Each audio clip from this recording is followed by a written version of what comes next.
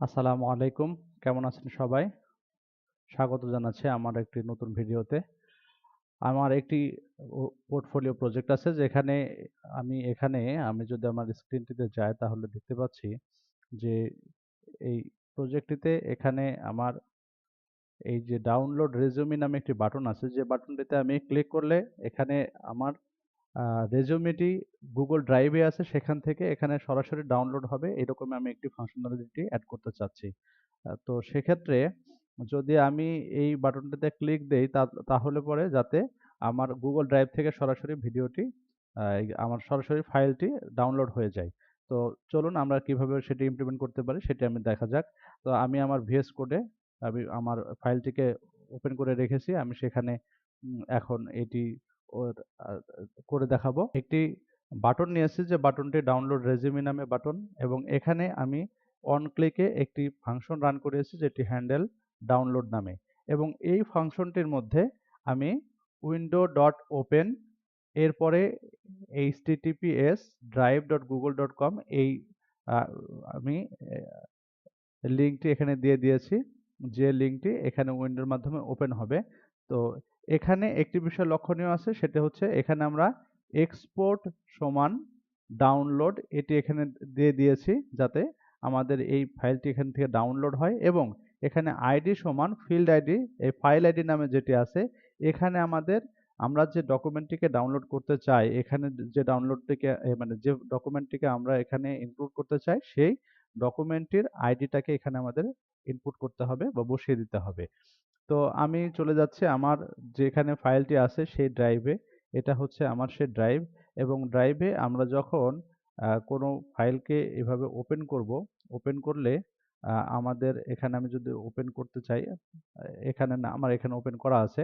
তো এখানে আমার ড্রাইভটি ওপেন করা আছে। এখন আমি এই ফাইলটির উপরে যদি ডান বাটন ক্লিক করি, ডান বাটন ক্লিক করে যদি আমি এখানে কপি লিঙ্ক দিয়ে অথবা ওপেন উইথ দিই আমি দিতে পারি অথবা আমি যদি এটিকে সরাসরি ওপেন করি তাহলে আমি এখানে ডাউন বাটন এখানে দুইবার ক্লিক করলে বা ডাবল ক্লিক করলে এটি ওপেন হচ্ছে কিন্তু এখানে আমার ওই কিটি নাই।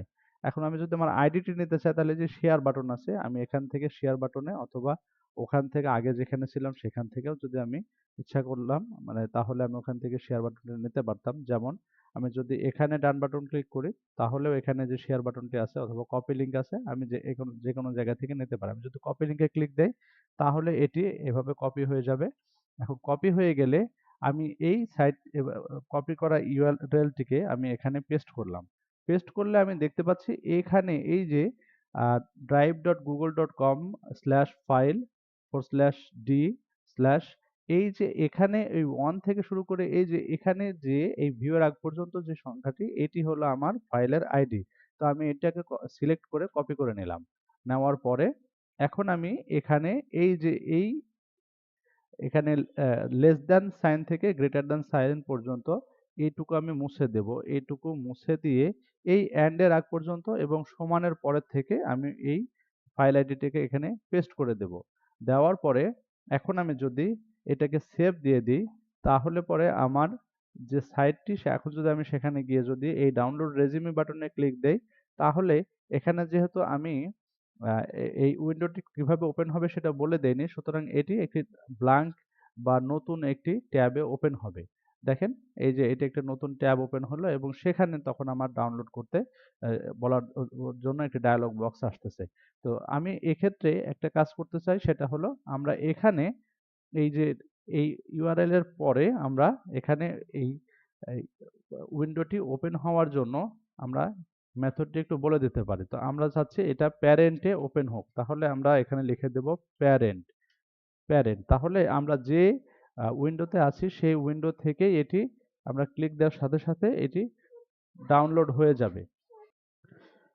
এখন আমরা যদি আমাদের এই কোডটাকে দেখি তাহলে এখানে আমরা প্যারেন্ট লিখে দিলাম। প্যারেন্ট লেখার পরে এখন আমি সেভ করলাম। সেভ করার পরে এখন আমি যদি ব্রাউজারে গিয়ে আমাদের আ আমাদের যে ওয়েবসাইট আছে সেটি যদি দেখি তাহলে এখন যদি আমি ডাউনলোড রেজিউমি বাটনে ক্লিক দেই তাহলে হবে কি যে যে এই উইন্ডোটা চালু থাকা অবস্থাতেই একজন ব্যক্তি এখানে এই ডায়ালগ বক্সের মাধ্যমে এটিকে সেভ করতে পারবে। এখন যদি আমি এখানে যেকোনো একটা জায়গাতে এটি লোকেশন আমি সিলেক্ট করে যদি এটা সেভ দেই তাহলে পরে এই যে আমার এই ফাইলটি এখানে ডাউনলোড হয়ে গিয়েছে।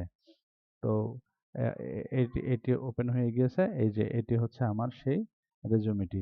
যাই হোক, তাহলে আমাদের এই কাজটি সম্পন্ন হয়েছে।